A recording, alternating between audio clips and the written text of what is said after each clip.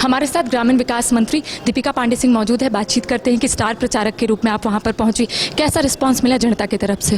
देखिए, आसाम की जनता ने बदलाव का मन बना लिया है। जुबिंदा के मामले में जो वहाँ की सरकार ने किया, और ख़ास करके भ्रष्टाचार और बेशर्मी से जो भ्रष्टाचार उस राज्य में किया गया है, उस राज्य के मुख्यमंत्री, वहाँ के मंत्री और उनके परिवार के सदस्यों के द्वारा, वो लोग उसको जनता सिरे से नकार रही है। और आपने देखा पिछले दिनों में कांग्रेस के प्रवक्ता ने कई हज़ार करोड़ का इन्वेस्टमेंट विदेशों में करके ये लोग तैयारी हैं, जानते हैं इनकी सरकार जाने वाली है, तो जो भ्रष्टाचार इन्होंने किया था उसको देश से उठा करके विदेश पहुंचाने का काम किया है। और यहाँ जनता से सिर्फ ऐसी बातें करते रहे जिससे धार्मिक उन्माद हो, जातिगत उन्माद हो, भाषा को लेकर विवाद हो, लोगों के बीच ये करते रहे और आसाम को लूट करके विदेशों में पैसा पहुँचाने का काम किया। आसाम की जनता बहुत मजबूती से इसका जवाब देगी और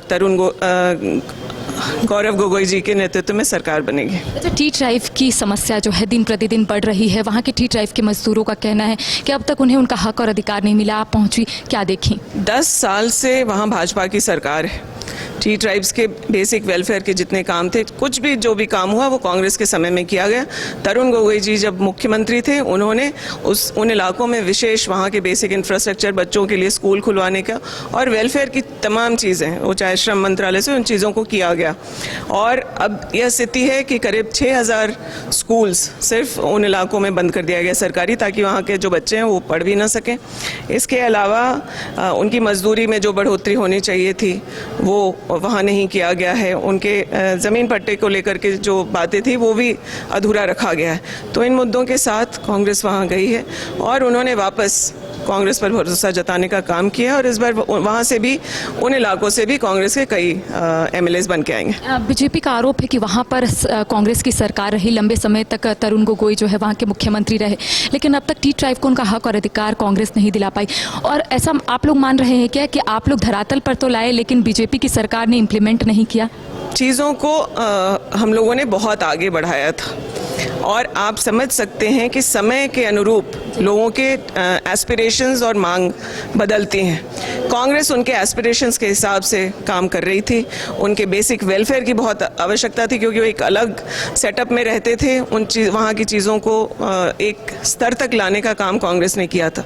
लेकिन 10 साल से भाजपा की सरकार जब रही तो उन्होंने उन सभी कामों को बंद किया, और बंद ही नहीं किया, कुछ आगे भी बढ़ाने का काम उन लोगों ने नहीं किया।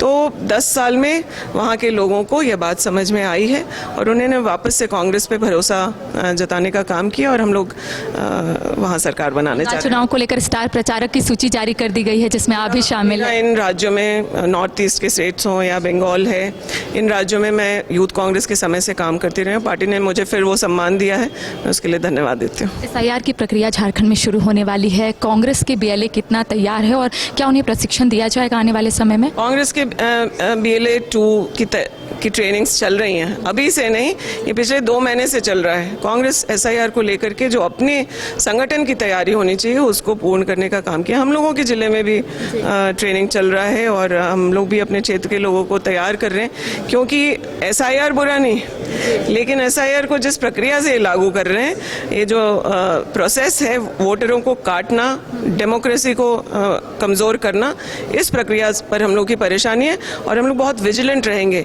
कि हमारा एक भी मतदाता, एक भी जेन्युइन मतदाता वोटिंग राइट से वंचित ना हो। परिसीमन की चर्चा हो रही है राज्य में, क्या लगता है कितनी सीटें बढ़ सकती है? इसको लेकर क्या तैयारी है? पहले सेंसस हो जाए, उसके बाद देखते हैं क्या होता है। क्रिकेट के विश्व मंच पर छा रही हैं रांची की प्रतिभाएं। इन प्रतिभाओं को संवार रहा है JK इंटरनेशनल क्रिकेट एकेडमी। अनुभवी कोच की देखरेख, सुविधाओं से लैस JK क्रिकेट एकेडमी अनुशासन और आत्मविश्वास का विश्वास भरा सफर।